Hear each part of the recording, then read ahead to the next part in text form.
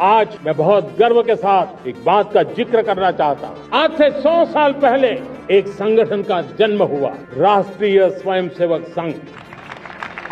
100 साल की राष्ट्र की सेवा एक बहुत ही गौरवपूर्ण स्वर्णिम पृष्ठ है। और जो ऑर्गेनाइजेशन देश में अपनी आइडियोलॉजी की बुनियाद पर निफाक पैदा कर रही है, इख्तलाफात को फरोग दे रही है, हेटरेट में इजाफा कर रही है, कई मसाजिद पे केसेस डाले जाते हैं, दरगाहों पर 500 साल पुरानी दरगाह पर वहां पर खबरों को तोड़ा जाता है। कौन है ये लोग? ये तो सब इनका ताल्लुक आरएसएस से। व्यक्ति निर्माण से राष्ट्र निर्माण के संकल्प को लेकर के 100 साल तक मां भारती का कल्याण का लक्ष्य लेकर के लक्षावधि स्वयंसेवकों ने मातृभूमि के कल्याण के लिए अपना जीवन समर्पित, सेवा, समर्पण, संगठन और अप्रतिम अनुशासन जिसकी पहचान रही है, ऐसा राष्ट्रीय स्वयंसेवक संघ दुनिया का ये सबसे बड़ा एनजीओ है। एक प्रकार से 100 साल का उसका समर्पण का इतिहास है। प्रधानमंत्री ये भी नहीं जानते हैं, मगर नहीं इकरार करेंगे कि भाई तिरंगा कब लहराया गया आरएसएस के दफ्तर के ऊपर। ऑर्गेनाइजर मैगजीन में जब संविधान बना तो उसके बारे में क्या कहा था ऑर्गेनाइजर मैगजीन ने गोलवालकर को कोट करके। प्रधानमंत्री जी ने लाल किले से जो अपना भाषण दिया, उस भाषण में उन्होंने आरएसएस का जिक्र किया, आरएसएस की उपलब्धियां बताई और आरएसएस के योगदान की बात की। आपने इसको ऊपर कमेंट किया, आपने ट्वीट किया है सर। देखिए, मेरी राय ये है कि हर प्रधानमंत्री देश का 15 अगस्त के दिन लाल किले से मुल्क की आवाम को, जनता को अपने भाषण के जरिए ये बताती है कि उनकी सरकार ने क्या किया या क्या करने वाले हैं। एक रिवायत रही है। मगर प्रधानमंत्री 15 अगस्त के दिन 2025 में खड़े होकर आरएसएस की तारीफ करना, उनके 100 साल के मुकम्मल होने पर उनके बारे में प्रधानमंत्री ने देश को जो बताया है, मैं समझता हूं कि ये हमारी जंग आज़ादी की जद्दोजहद की एक बहुत बड़ी तौहीन हुई। इसलिए कि आरएसएस और उनकी जितनी तंजीमें हैं वो तो जंग आज़ादी में हिस्सा नहीं लिए, बल्कि वो तो अंग्रेज़ों की ताईद में रहते थे और वो अंग्रेज़ों से ज़्यादा मुजाहिदीन आज़ादी से नफ़रत करते थे, चाहे गांधी हो या जितने बड़े बड़े नेता उस वक्त के हो हैं। तो मेरा मानना यह है कि आरएसएस हमेशा से 1925 से लेकर अब तक और मुस्तक़बिल में भी वो इंक्लूसिव नेशनलिज्म की मुखालिफत करती रही। जो यही इंक्लूसिव नेशनलिज्म जो हमारे बुजुर्ग गुजरे हैं, जो हमारे मुजाहिदीन आज़ादी गुजरे हैं, उन्होंने इसी बुनियाद पर इस देश को आज़ाद करवाया अंग्रेज़ों की ग़ुलामी से। और जो हिंदुत्व की आइडियोलॉजी है वो हमारे भारत के संविधान के बिल्कुल खिलाफ है, बिल्कुल खिलाफ है। तो प्रधानमंत्री अगर आरएसएस के दफ्तर पे गए तो मैं कुछ नहीं बोला, क्योंकि मैं जानता था वो तो स्वयंसेवक थे और हमेशा रहेंगे।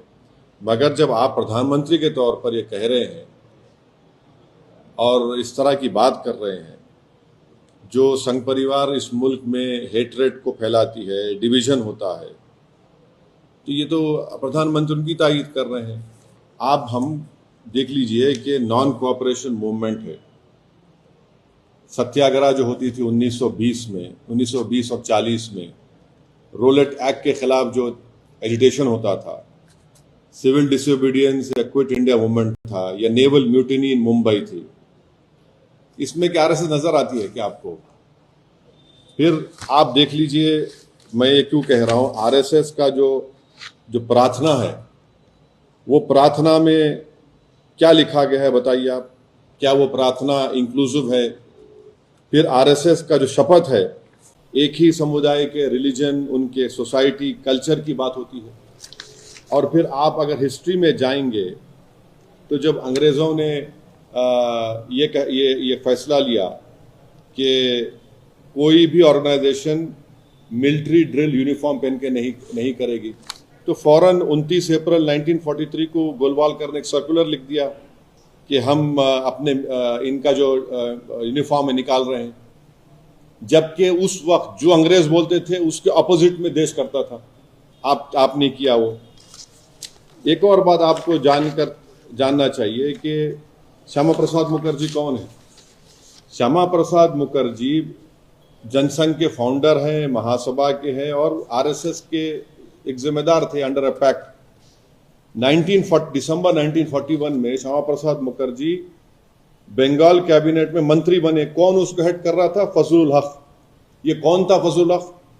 ये फजलुल हक वही आदमी था जो पाकिस्तान के रेजोल्यूशन मुस्लिम लीग के सेशन लाहौर में मार्च 1940 में मूव किया था। आप बताइए फिर आज प्रधानमंत्री इनका बात कर रहे हो। दूसरी आखिरी बात, ये जो प्रधानमंत्री कहते हैं एनजीओ, आपको इनकी हिस्ट्री अगर मैं, क्योंकि वक्त नहीं है, मुख्तसर से अल्फाज में कह रहा हूं कि आरएसएस ने जो मिसलेनियस एप्लीकेशन नंबर 17 1978 में जो डिस्ट्रिक्ट जज नागपुर के सामने फाइल किया था, राजेंद्र सिंह ने फाइल किया था, जो बाद में बाला साहब द्योरस जो उस वक्त सरसंघचालक थे, उनके बाद वो सरसंघचालक बने। उन्होंने क्या लिखा पढ़ लीजिए आप। कॉन्सेप्ट ऑफ हिंदू नेशन के बारे में उन्होंने क्या कहा था। फिर उसके बाद आप पढ़ लीजिए जो एप्लीकेशन उन्होंने दिया था उसके पैराग्राफ नंबर 13 पे क्या लिखा हुआ है।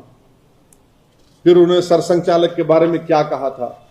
ये तमाम चीजें सामने हैं। उनका पार्टी का जो आर्टिकल 14 है, कल्चरल ऑर्गेनाइजेशन बोलते हैं, मगर हर काम आप पॉलिटिक्स में हिस्सा लेते हैं। तो ये हमको अफसोसनाक दिखा कि प्रधानमंत्री इस तरह की बात किए बहैसियत प्रधानमंत्री के, वजीर आजम के। आप देश के बारे में बोलना था। आपने कल अपने भाषण में कहा कि दूसरी बातें कही। ठीक है, हम आइडियोलॉजिकली बीजेपी के खिलाफ थे, रहेंगे। प्रधानमंत्री बीजेपी से आते हैं, मगर एक वजीर आजम तो है। मगर इस तरह उन्होंने आरएसएस की उनको सराहा, उनकी तारीफ की, ये सरासर गलत है और ये हमारे देश के लिए ठीक नहीं है। हमारे को खतरा चीन से है। चीन आज भी हम उन पेट्रोलिंग पॉइंट्स पर हम नहीं जा सकते। हमने 25 पेट्रोलिंग पॉइंट खो दिए हैं।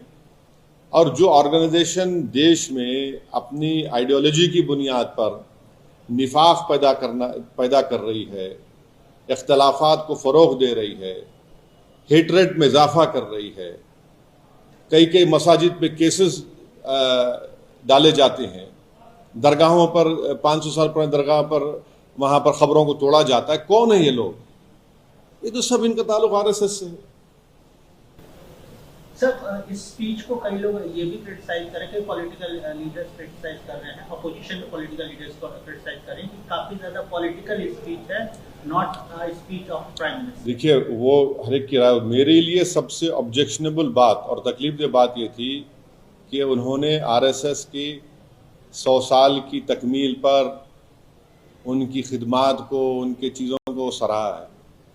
अरे प्रधानमंत्री ये भी नहीं जानते हैं, मगर नहीं इकरार करेंगे कि भाई तिरंगा कब लहराया गया आरएसएस के दफ्तर के ऊपर। ऑर्गेनाइजर मैगजीन में जब संविधान बना तो उसके बारे में क्या कहा था ऑर्गेनाइजर मैगजीन ने, गोलवालकर को कोट करके। जब आरएसएस बन रही थी तो उस वक्त कौन लोग थे? 4 लोग थे ना, हेगडेवर, आपके मुंजी और 2-3 लोग थे। और हेगडेवर ने खुल के कहा कि मैं इंस्पायर हुआ सावरकर की हिंदुत्व की किताब से। उसमें क्या लिखा हुआ है? क्या वो आज उस किताब को सामने रख के अब आर्टिकल 14 को देख लीजिए। उस किताब को सामने रख के आप हमारे कॉन्स्टिट्यूशन के प्रियम्बल को देख लीजिए। ठीक है, मेरा यकीन मत करिए, मैं जो लोग आज हमको तनकीद कर रहे हैं क्या क्या लिख रहे हैं, आप देख लीजिए, सब रख के सामने पढ़िए ना, देख लीजिए आप कितना इंक्लूसिव है, कितना एक्सक्लूसिव है वो।